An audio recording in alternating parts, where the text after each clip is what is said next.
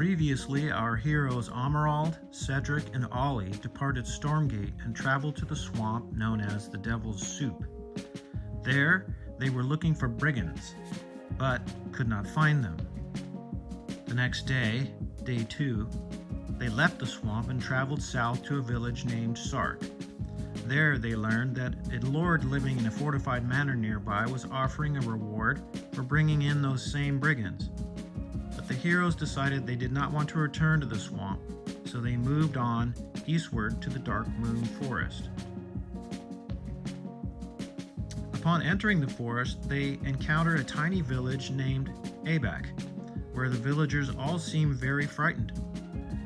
They speak of a dismembered woodcutter that was found, and believe that a monster is loose in the wood. They offer the heroes 100 gold to find it and kill it. After several hours of searching, they do not find a monster, but a pack of hungry wolves finds them. The battle against the wolf pack leaves them a little banged up, especially Ollie, but they are victorious. They spend the night there and tend to their wounds. In the morning, day 3, they dispense with the last 2 wolves of the pack and then move on, traveling further south into the forest. There, they hear that a witch lives in a spider-infested area deep in the woods. Intrigued, they decide to go find her. When they approach her, she seems threatening at first, but the heroes decide to talk to her instead of fighting, and things go rather nicely. They learn that her name is Penelope of Weaver's Well, and she reveals that the reason she is suspicious of strangers is that robbers have recently killed her pets, and a small dragon stole her grandmother's magic golden ring, which allowed her to shapeshift into human form, and without it she cannot. She tells the heroes if they ever find the ring, she would very much appreciate it being returned. She offers her help with curses or spells if they need it, and hopes they can return to visit even if they don't find the ring. They then travel south to the Crescent Valley. There they find scattered hamlets that lie along the Crescent River. Some villages they move through are ruined and were never reoccupied.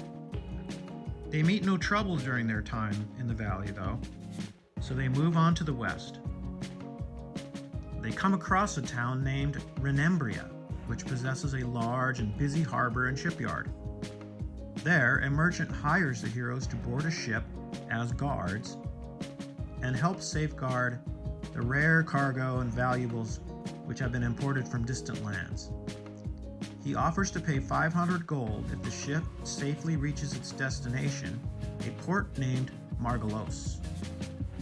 The heroes accept and board the Lucinda, a 40-foot single-mast cog with a 5-man crew. Captain Penrod and his first mate Andros welcome them aboard. The captain tells them it will be a 2-day voyage if the wind is fair. They will travel southeast through the Strait of Tarafang. The first day at sea passes without incident. Curious about the valuable cargo, the heroes go to see the captain for a more detailed explanation. Unfortunately, doing so raises the captain's suspicion, and he refuses to reveal any more about the cargo. As a matter of fact, he assigns a crew member to keep an eye on them at all times. An hour before dawn, which will be day 5, the first mate approaches the heroes and tells them that the captain did not come to check on the 3rd watch. He is assumed to be still in his cabin. Upon investigating, they discover the captain's severed head rolling around on the floor.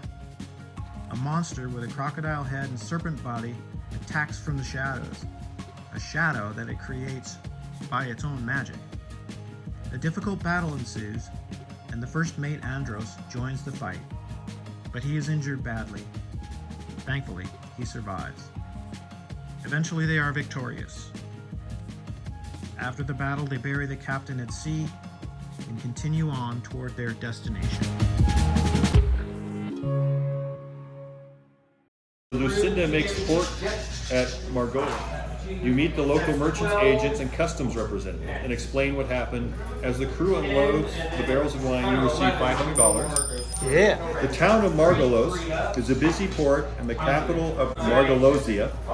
It has many rich merchants, but is ruled by masked wizards, the Triquetra, who remain sequestered in their three-towered castle.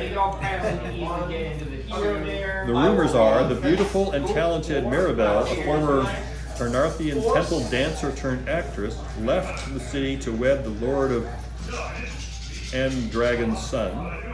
Her many fans and patrons were sad to see her go. Several of the vessels operating in the Eastern Sea have been lost. They think there are pirates. Apparently there's a thing here, Glory. We have two. Two Okay. glory. All right. So we're going to go west to Taragon Village. A prosperous Renarbrian fishing village on a wooded coastline. Its secluded harbor is attracted to smugglers discreetly entering the Warlock Kingdom. Some rumors. Several infamous pirates sailed from Taragon in the past. Most recently, Captain Ulrich Frost, his cog Sea Lion, took a dozen ships in raids off the Carnathian and Margolosian coasts, until lost at sea while pursuing a beguiling mermaid. Some say Frostbeard's ghostly ship still haunts the eastern seas. Of course. So now we can go north to Jest Village, back to where we came from, or west through Tara's Wood. Let's try the woods. Woods? Okay.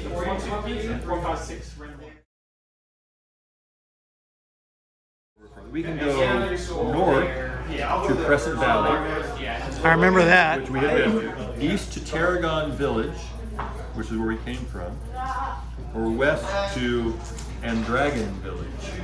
Dragon was somebody you know, there was that name popped up before. Yes. Let's try that in dragon. A nice name, ready for fighting. Oscar of Andragon, elderly lord of the manor, says his son, Sir Ivar, is soon to marry the beautiful Mirabella. Remember, she was taken away. However, Mirabella is a celebrity. He fears admirers, crowds, or rival suitors may cause problems. He'd like to hire you for 3 days for the entire party to reinforce the guards.